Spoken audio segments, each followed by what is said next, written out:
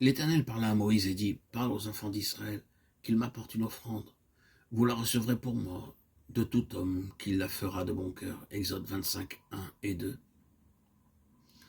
Pour son œuvre ou pour son sanctuaire, Dieu n'acceptera jamais une offrande faite par la contrainte ou avec un mobile impur. Je voudrais vous poser une question. Connaissez-vous le secret de donner à Dieu tout ce que vous avez joyeusement et sans retenue? Savez-vous donner à Dieu ce que vous avez de meilleur? Dieu dit, je ne veux qu'une offrande volontaire. Il y a là un secret caché. C'est le secret d'un cœur volontaire qui donne à Dieu ce qu'il a de meilleur.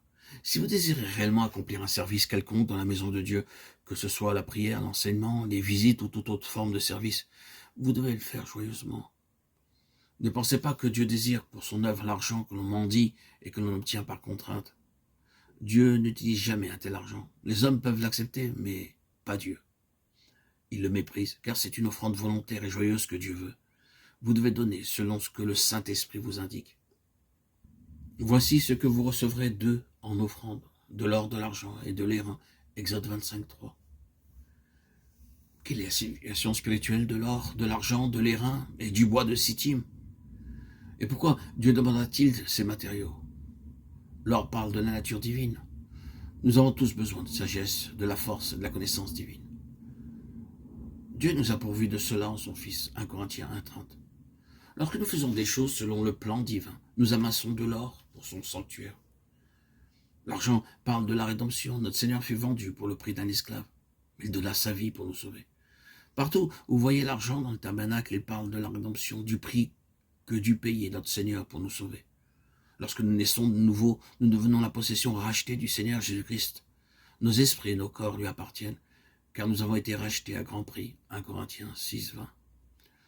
Je ne peux plus dire désormais que mes mains, mes pieds, mes lèvres et mes yeux m'appartiennent. Ils sont au Seigneur Jésus-Christ parce qu'il m'a racheté par son propre sang. 1 Pierre 1, 10, 19.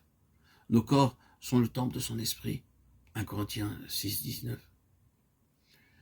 C'est pourquoi nous devons glorifier Dieu par eux, ainsi que par notre façon de nous habiller, nos habitudes, nos manières et nos paroles. 1 Thessaloniciens 4, 4 et 5, 1. 1 Timothée 2, 9. C'est la signification de l'argent. Mon corps et mon esprit sont devenus la possession rachetée de mon Seigneur. Et maintenant, je ne peux plus me vêtir comme auparavant. Je ne peux plus désormais dépenser mon argent pour des choses mondaines et pour la gloire du monde. Je dois à présent glorifier mon Seigneur par ma façon d'être et de me vêtir. C'est le privilège de chaque croyant d'apporter ainsi de l'argent dans la maison de Dieu. L'airain parle du jugement. Ceux qui regardaient au serpent d'airain reconnaissaient par là qu'ils étaient responsables de leur désobéissance et de leur mort. Par sa croix, notre Seigneur Jésus a vaincu l'ennemi. Il l'a écrasé. Et par la foi en lui, nous avons la victoire. L'or parle de la nature divine, l'argent du prix de la rédemption acquise par notre Seigneur pour nous, tandis que l'airain parle du jugement que le Seigneur endurera en notre faveur. Il nous est commandé à tous de rassembler ces matériaux pour les lui apporter.